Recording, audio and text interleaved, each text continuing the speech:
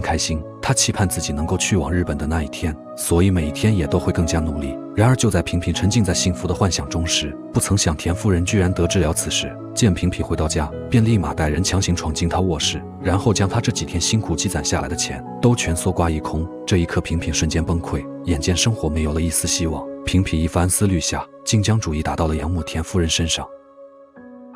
原来平平的杨木田夫人表面上因为善良将平平收养在自己家中，可实则她却是代孕中心的妈妈桑。眼见平平想逃离自己去日本，便提出高价而因此诱惑她。思来想去将，平平也知道这条路就是她唯一通往梦想的捷径，于是便果断接下了这个工作。好在没过多久，平平便怀有身孕，终于结束了这难熬的日子。眼见到了产子这天，养母便领着她进入一个小屋，一张简陋的单人床，而医生都是随便找了个人。平平虽然满眼之意，可此时她却直接被疼晕过去。